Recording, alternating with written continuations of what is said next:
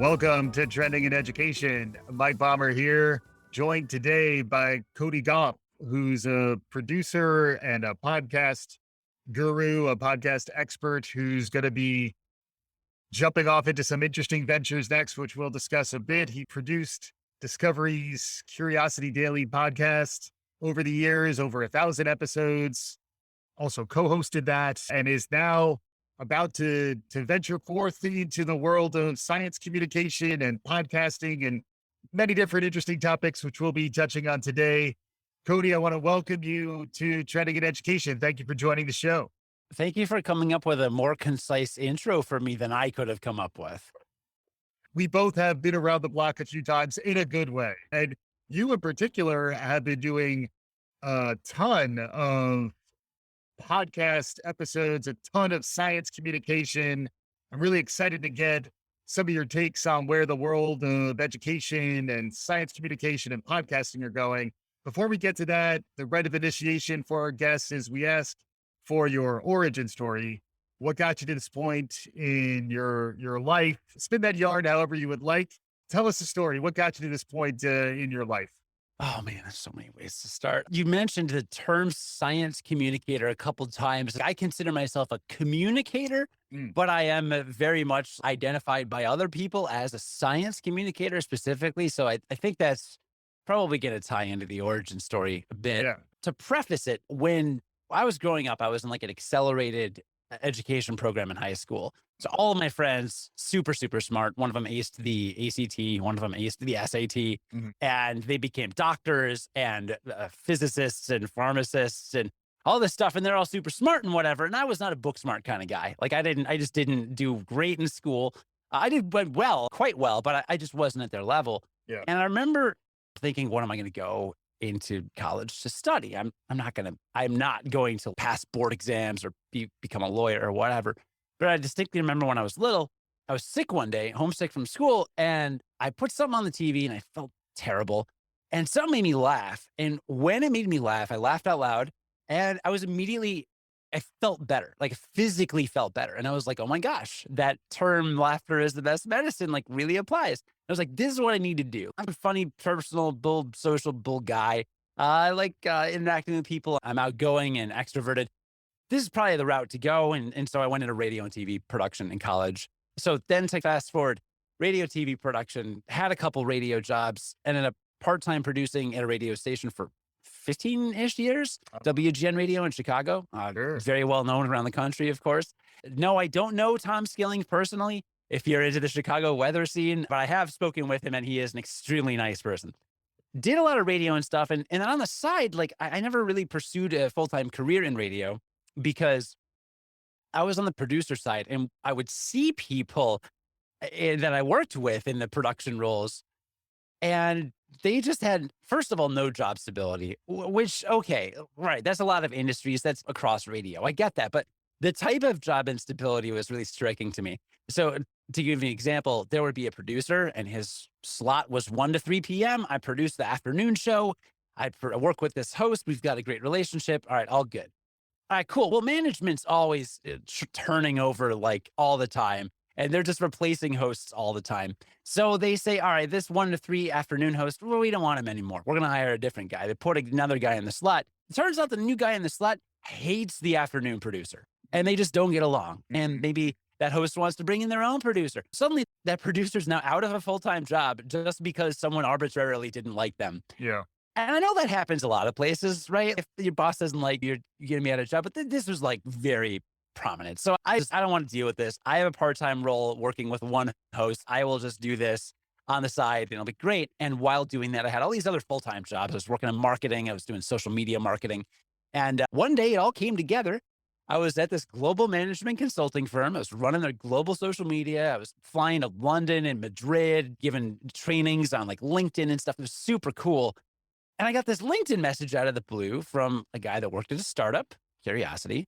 And he said, hey, we've been thinking about doing a podcast. I just found you on LinkedIn and it looks like you know some stuff about podcasts. Like, well, yeah, I've been doing radio and podcasts for like a decade, at least at that point. I was doing podcasts on my own. I was part of the podcast network, a nerdy podcast network, doing some stuff. And I said, sure, I'll talk to you if you've got questions.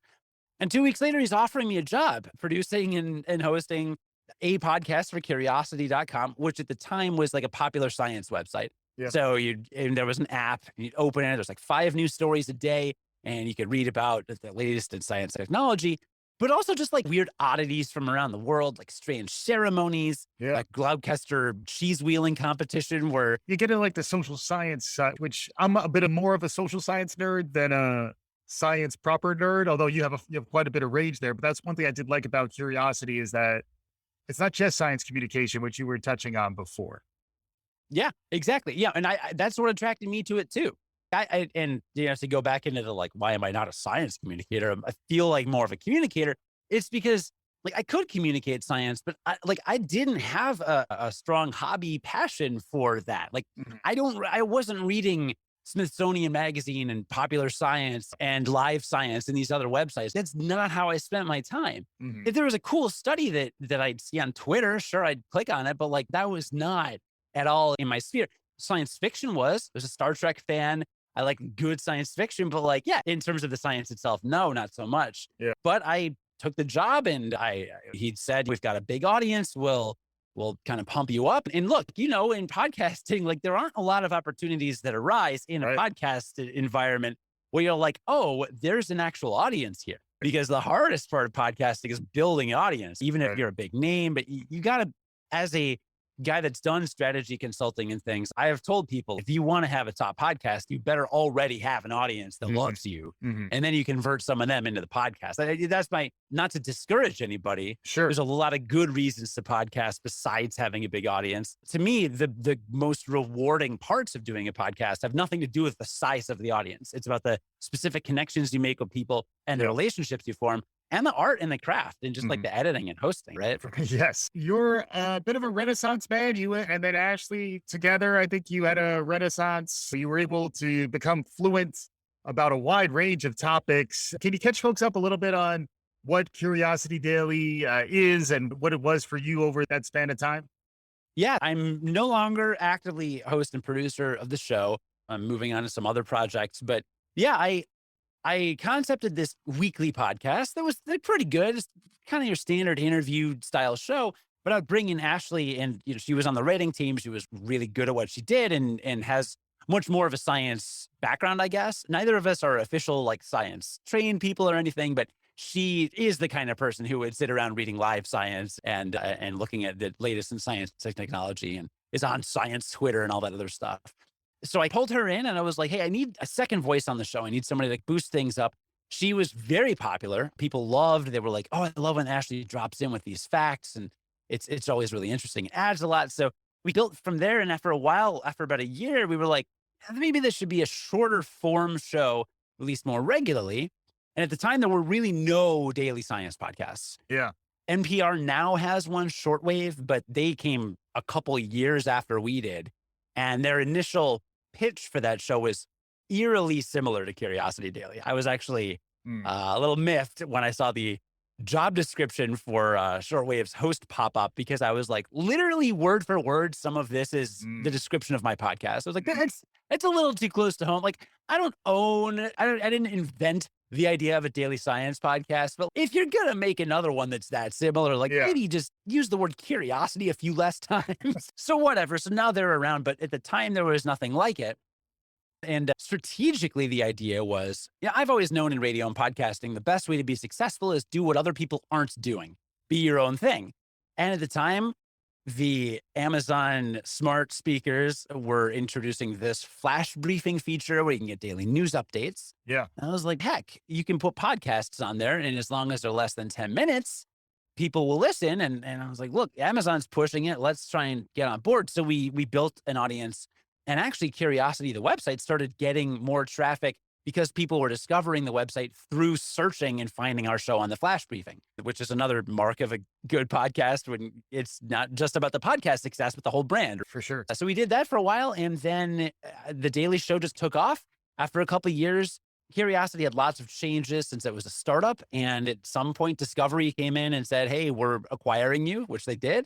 And so they really, not all the assets from Curiosity stuck around just because of the website. They ended up retiring the website just because didn't make sense to maintain at the time. But the podcast prevailed and we continued to work. We've always had a lot of writers doing, writing and researching and editing the stories. But my role was really like, take what's on paper intended for being read in text form and bring it to life and make it good to hear out loud, because there's a big difference between reading something like that, and reading an actual script. So I always did a lot of tailoring of the scripts and very fine editing to make it just like really palatable for the ear. And then also formatting it in such a way that you can process it. Cause like the thing with some science stuff, especially if you're talking about like quantum entanglements or something, Yeah. right? These are complicated concepts. A lot of biology stuff throws out the names of cells. You're talking about something like, oh, the CRPT3 gene. I just made that up. Right. That or whatever. And you're building a vocabulary while you talk. In an article, you might reference those things once or twice.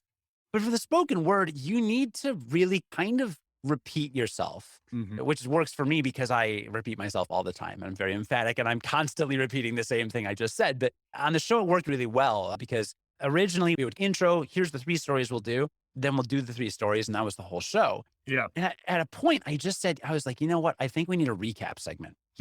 And Ashley's like, we literally preview everything we're going to do and then do the stories. Like we tell everybody twice, we don't need a recap segment. And I'm just like, no, we need a recap segment because we need to like tie it together. Like, yes, you have the one sentence in the, I'll give you an example. So it'd be something like, you learn how cats track their owners using mental maps. Okay, that's the intro. I kind of have an idea what that means. Then the actual story is we talk about the study involved and how different speakers were placed on opposite sides of the room and played the owner's voice, and the cat would respond differently. And it suggested that cats kind of have mental maps that they follow when they want to know where people are. Then that's getting really in the weeds. And so you just listen to 3 minutes of us getting in the weeds. And I think that as good as it is to have a nice zoomed out establishing shot at the start of the show, once you zoom in, you still want to like back out and do another kind of like, go home shot, right? Like, I don't know how many movies end with an extreme close up of a person, right? Maybe some, but there's other ones where it's like you've got the cowboy riding off into the sunset. That's a zoom out. And so I needed that cowboy riding off in the sunset because that sticks with you, right? That's the go home. You look at it, you're like, oh, I get it. There's a sunset. There's the cowboy. He's victorious. It says a lot. And so in the audio medium, I'm like, we need an audio version of that. And so we started doing the recap segment, and it evolved and worked really well. And we get a lot of really positive feedback. Yeah, because it's almost like a cognitive smoothie of sorts. You're trying to take in some meaningful information in a relatively short period of time. It becomes part of your daily diet. You know it's good for you, but the format is such that it's almost like you're helping codify it in our brains. And some of the topics that you covered that I enjoy, as I was mentioning, is the cognitive science and the elements of your neurochemistry in our brains that help us learn better. That's open fair for the types of content you talk about on Curiosity. And then you were demonstrating those practices just as best you could as part of the show.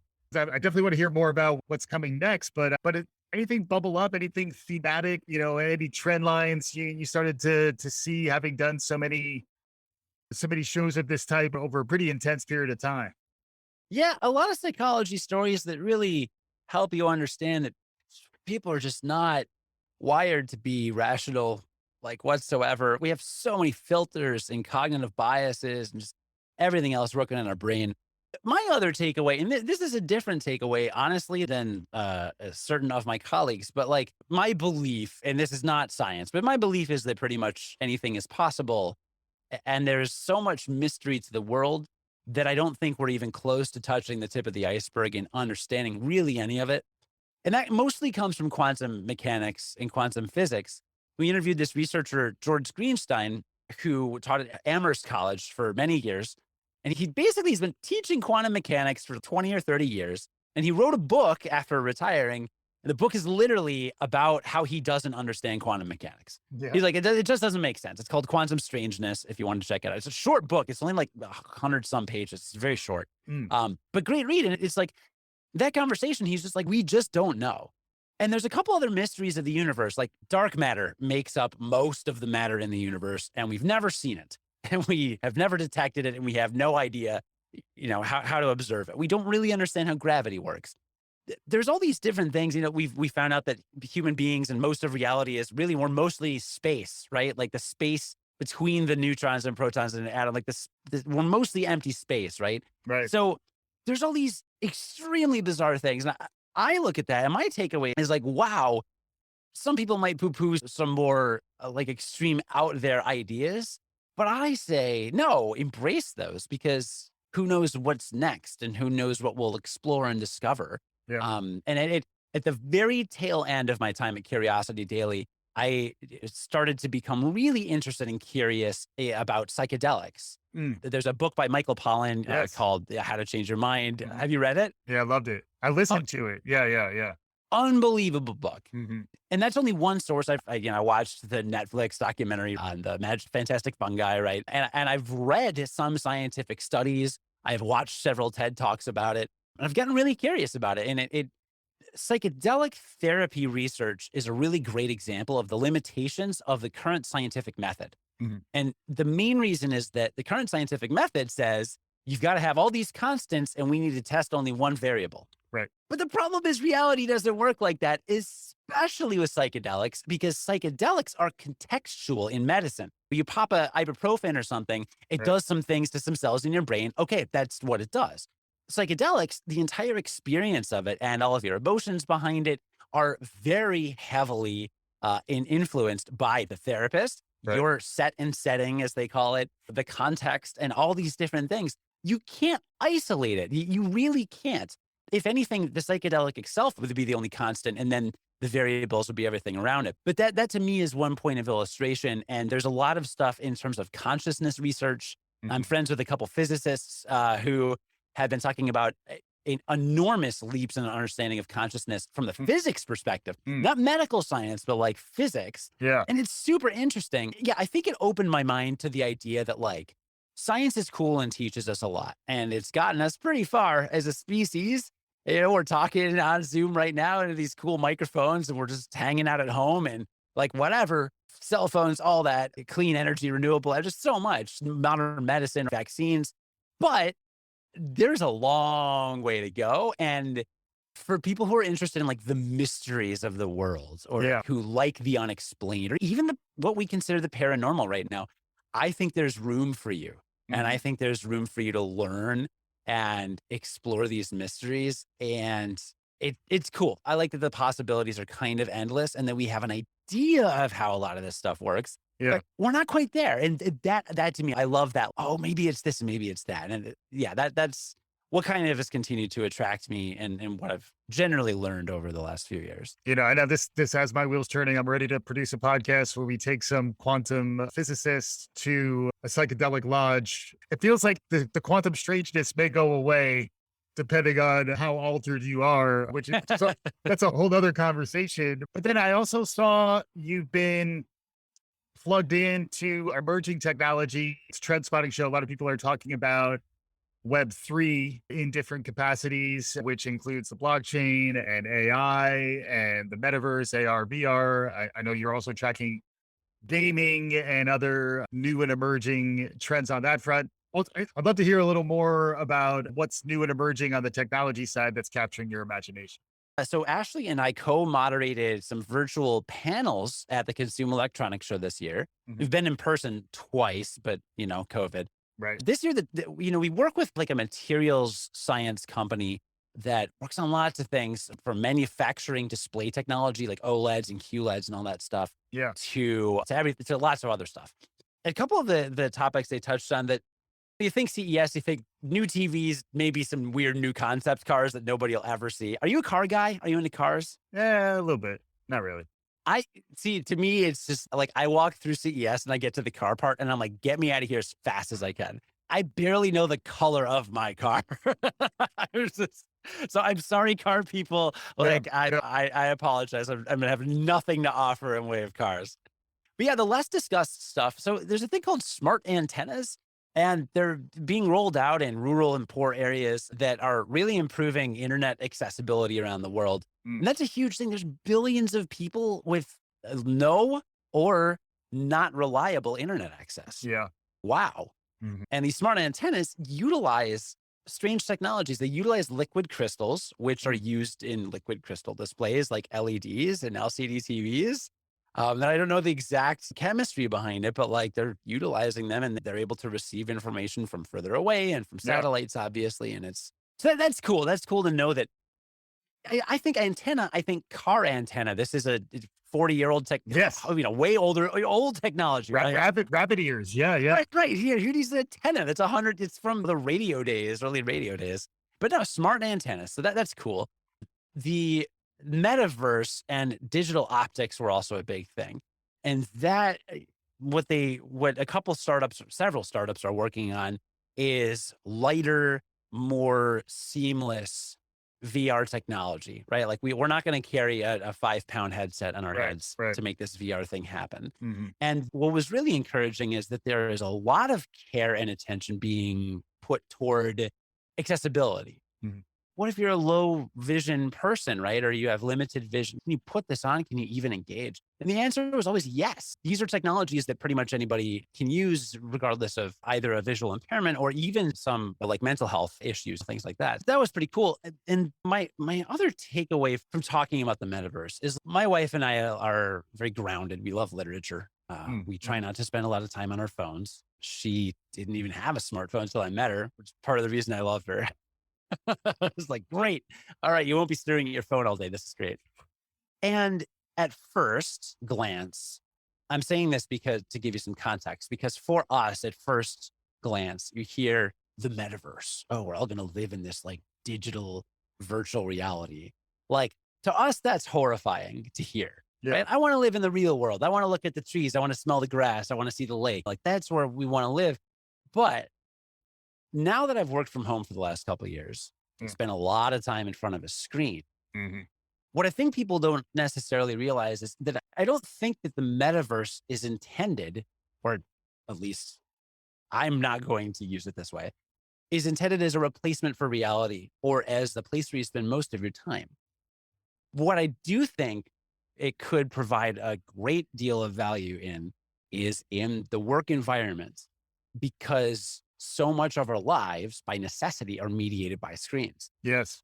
And what's better, sitting in a chair in front of a computer screen, looking at a flat surface all day, or being more immersed in some sort of virtual environment where I'm able to interact with people and we're able to talk more in real time. And it feels like more of a place. And memory plays into this. As Curiosity Daily, we talked about memory a lot, right? Sure. You can probably remember where you were at every concert you've ever been to, like where you were sitting exactly where the stage was. Like that's memory. I think about high school and I spent a lot of time on AOL Instant Messenger, and I have spent other time on websites over the years, but those memories never enter my mind. Like, can I picture the AIM chat window? Yeah, sure. But like, I can't picture any of the conversations or how I felt. Like I'm not attaching any memories or emotions or like temporal reality, solid physical reality to that, right? And so some kind of virtual reality metaverse could serve that role in a work environment or in certain other situations where you're otherwise just stuck looking at a screen anyway. Mhm. And so in this way, I think it is actually an upgrade versus, again, my kid's not going to be running around, shooting lasers in a virtual environment instead of playing with his friends. That's not the intention. And I think some people might get mixed up because their knee jerk is, no, I don't want to live in a virtual world. Well, me neither, but I'd rather work in a virtual world than work staring at a computer screen all day in some situations. Yeah. Yeah. The wife got me the Oculus Quest for my birthday last year, and it's been mostly sitting around, but I just discovered the Walkabout mini golf game, and playing miniature golf in the metaverse actually winds up working in a lot of ways. There's very Zen music and you're taken to a different place. And I was a bit of a skeptic, but I always continued to try these things. And it actually started to change my mind. And then the same point you're making too, just around how it can liven up social interactions, just the experience of being in something different, I think can make it more memorable. And I'm a big believer in the method of loci, moonwalking with Einstein, this great book by Josh Doerr that we talked about on this podcast. But yeah, it definitely it seems like something new is emerging. These technologies are all interrelated. There's also NFTs and the blockchain.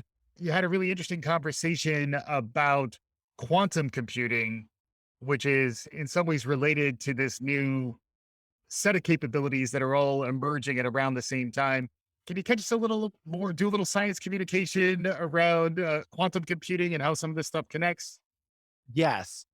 Quantum computing, and I'm not going to be able to do a great job of explaining quantum computing itself. It is exponentially more powerful than traditional computing, and it works on quantum computers, which utilize qubits instead of bits. Basically, a bit is a 0 or a 1. A qubit essentially can be a 0 or a 1 at the same time. This is a gross oversimplification. If you're listening and you're a computer science person, you're probably screaming at your podcast app right now. But essentially, they just have different types of bits that are able to do different things, and it allows you to just do a lot more. Right now, there's many problems with making quantum computers a reality, often around cooling. The very powerful machines require a lot of cooling, but those quantum computers are starting to evolve a little bit, and they have the potential to decrease the environmental impact of computing greatly. If you've got one computer that can perform the same amount of operations as like 10,000 computers, then look, that one computer may take a whole lot more energy to cool, but it's not going to take that much more energy to cool. So that's a really great thing. In fact, quantum computers have a huge potential to decrease the environmental impact of computing in general. Mhm. And I've been independently researching NFTs, non-fungible tokens, Yeah. because if you get on Twitter, half of people are in Twitter spaces talking about NFTs. If you go on Clubhouse, everyone is talking about NFTs. Yeah. And the other half of people on Twitter are tweeting about how much they hate NFTs. Yeah. And they're finding people tweeting about NFTs and tweeting at them that they need to die in a fire. I am Yeah. one of them. Yeah. I sent one tweet, kind of just a kind of a silly thought I had. I was like, what if I issued an NFT? What would happen? And I just threw out like a tweet, and boy, a bunch of people unfollowed me. Mm. Some people said I would block and unfollow you. Some people said Yeah. I'll unsubscribe from your podcast. I was like, wow, Hmm. people. And some of the people that replied, I don't know how they found me. They're just sitting around the internet looking for people to yell at. Going back to the quantum computing and the environmental stuff, I think a lot of people read an article, like one article, one headline in, I don't know, March or April or May, that was basically like NFTs are bad for the environment. Yeah. And that's just where people stopped paying attention. Hmm. Like they just got this like soundbite. Oh, they're bad. Oh, and other people are making money. Oh, and oh, they're dumb. And that's just very dismissive. I'm a curious person. It's probably the number one thing I learned from Curiosity Daily is really that curiosity just makes you a better human being Hmm. in every way. Like you will just be a better person if you approach the world with curiosity instead of just with judgment or dismissiveness. Hmm. And this goes for everything. Oh man, I've heard very off the wall theories about even like COVID stuff. It's like, let me approach these strange ideas with curiosity instead of just dismissing, because I don't want to entrench myself in just my own beliefs. That's all a person does when they're not curious. And Right. I'll look into them, and a lot of times these weird off the wall things are totally false, but at least I looked into it Hmm. and I understand where the idea is coming from and how to talk to it versus just like offhandedly dismissing, not knowing anything about what the person's actually saying. Mm. So I approached NFTs with curiosity. I learned a lot more about them. There are many NFTs. So first of all, NFTs are a technology. Gary Vee, the YouTuber, makes a really good analogy. He says, just because Yahoo didn't become the world's biggest company in the 90s doesn't mean that search engines went away Right. or that we had no use for search engines. There's Mm. dumb NFT applications. There's NFT art, I think is bad. I think there's NFT blockchains that are poorly constructed. There are NFTs that use an outsized amount of environmental resources, but that is one very small piece of the puzzle. Hmm. There are all these new applications and layers on the blockchain that allow transactions, sometimes like to the degree of like 9,000 times more efficiently than the ones that people complain about. And there are some interesting applications. Hmm. I think they're going to stick around forever. I think that there's some cases where they are a really great thing. They are objectively good for artists, which Mhm. people don't understand. An artist can bake into their artwork and their proof of ownership, they can bake in that they basically receive income from any resales of their artwork in the future, which would just change the art market forever, basically. Same with music and stuff. Yeah. And people are always like, I can copy music and copy artwork. Yeah, but you can have an NFT serve as proof of ownership of a physical object. Mhm. So literally all you have to do is put ownership on there and you've got exactly what I'm just talking about. So there's some cool, exciting potential in NFTs. The environmental impact, I think, is overblown right now. And not only are just a zillion people working on making them more efficient and environmentally sustainable, but also there are other technologies being developed like quantum computing that would also reduce their environmental impact. So at the end of the day, I don't think it's something to sneeze at. I'd rather be the person that learns about them first Mm. than the person who just decided they weren't going to learn how to use computers 20 years ago. Yeah. And now they need help with everything, logging into any program or loading any website. I don't want to be that guy. I want to be the person that knows how to navigate NFTs and understands them. And I think, yeah, that the curiosity is the best way to approach that. Yeah, that makes sense. You want to stay out ahead of what's emerging so that you can play with some advanced warning. That's what we try to do here on this podcast. Can you share with us a little bit around where you're heading next and then some thoughts maybe for our listeners around lessons learned and advice, perhaps, as we all look towards the future in these crazy times? Yeah, I am no longer with Discovery. I'm headed over to a really, really cool B2B podcast production company. I'm going to be their new director of podcasting. Mm. So I'll be working on a lot of business to business branded podcasts, which is going to be interesting because I'm going to have like my brand will change. Many people on Twitter that follow me are like PhDs and graduate students and professors who Yeah. found Curiosity Daily and they love that science part. And they might like call me a science communicator, an educator, but that's not what I am. I'm a communicator. I take complex concepts and I break them down in a way that people can understand them. And it just happens that I was science. Yeah. But also like I understand the entertainment and how to make something entertaining and compelling. So I'm gonna move over there and be doing more like high level strategy and working on lots of different shows. And I'm super excited about that. But it's going to be interesting to see what happens, like on Twitter and stuff. Are people going to recognize me? But Right, right, right. I don't like. I never ever during my time at Curiosity Daily, I hated calling it a science podcast. Mm. I wanted to call it an educational podcast. You learn something, but both of those terms have stigmas, like Mm. science and educational. Like Mhm. sometimes people look at those like, well, I don't want to learn stuff. I just want to be entertained. You'll actually be really entertained if you're learning stuff, believe it or not. But yeah, that's where I'm headed next. And I'm also going to be launching, because I do want to continue to be creative and produce and host stuff. But I'll be launching a video interview series on Giveo. You can go to giveo.com. That's Giveo. Mm. It's going to be a new video hosting platform, like a YouTube, Mm. but ad-free, user-supported, essentially. It's going to be super exciting. I'm really excited. So I'm going to be producing videos and putting those on Giveo, which should launch in the next month or so. You should sign up at giveo.com. But there, I'll be talking to whoever I want. And that's another sea change for me. Because before it was like, cool, you're a scientist. What did you work on with your research? And now it's going to be like, oh, you're a person that just did something weird. I want to hear your story. I like, Mike, what you do here because you also have that kind of luxury of like talking to so many different people. Yeah, It's not like yeah. you're just talking to, just teachers and professors who I love talking to. But Sure. like, yeah, you can talk to people like me who are just like very random people about like, their random experiences. And that's really cool to me and freeing.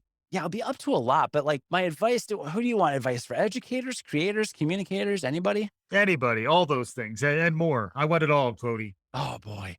Oh boy. All right. I mean, the top thing I already went over is just be curious. Mhm. Just ask questions. And when you think something is stupid, stop yourself, check in and say, is this stupid? Let's find out. Mhm. And sometimes you'll do some Googling and you'll realize, wow, that really is stupid. But other times you'll search for something and think to yourself, wow, this is a lot more interesting than I thought it might be.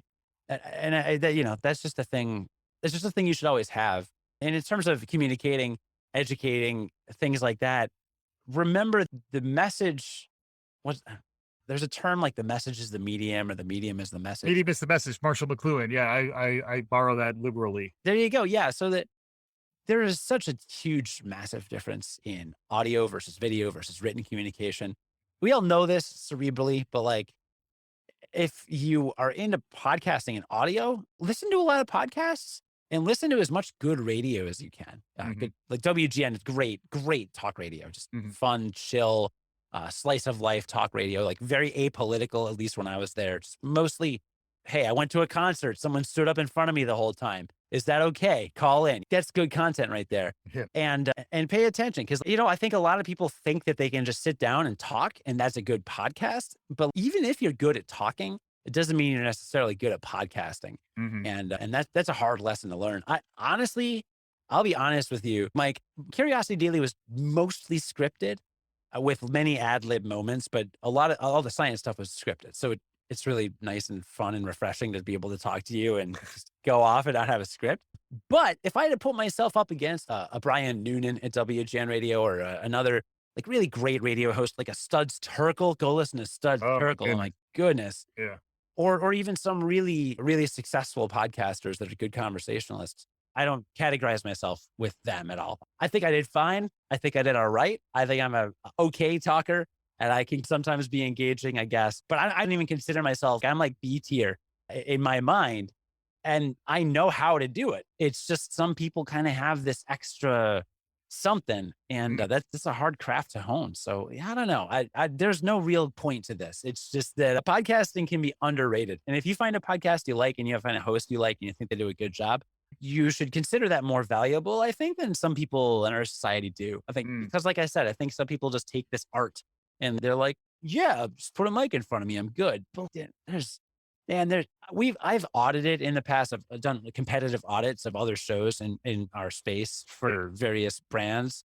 And like most brands I work with are shocked by how many bad podcasts there are out there. Yeah. And top pod like top 200 iTunes, like poorly produced, like bad audio quality, just like bad conversation flow, like just some of the top ones too. So yeah, those good podcasts, man, they're not a dime a dozen. They're tougher to find than you might think. Yeah, and it takes a lot of practice. Practice? You talking to me about practice? And it takes a lot of experimentation. I'm really excited to see what comes next from you, Cody. So folks should check out producer Cody on Twitter. Keep an eye out for Givio and more to come. And then Curiosity Daily. If you haven't listened to it yet, there's more than 1,000 episodes in your back catalog to start catching up on. It's really informative. It'll make you entertaining to a certain type of people at a cocktail party, but I really get a lot out of it. The work I've seen from you and Ashley and the conversations of making difficult topics more accessible and entertaining and engaging. I've gotten a lot of inspiration from the stuff you've been putting out there, Cody. Thanks very much for joining us on today's episode. Thank you, Mike. And thanks for doing what you do. I love seeing the guests. You're all over my LinkedIn feed. And I feel like there's always someone new and fascinating every single time I log on. I'm like, how many episodes does this guy put out? Man, Yeah. it's great. Our daily thing was like 10 minutes, but these are like full episodes you're doing. So, Yeah. good on you. Yeah, I'm trying. Hopefully our listeners enjoy. If you like what you're hearing, subscribe, write us a review. We'll do what we can to keep on bringing the good information with friends like Cody on the show. Thanks for listening. We'll be back again soon. This is Trending in Education.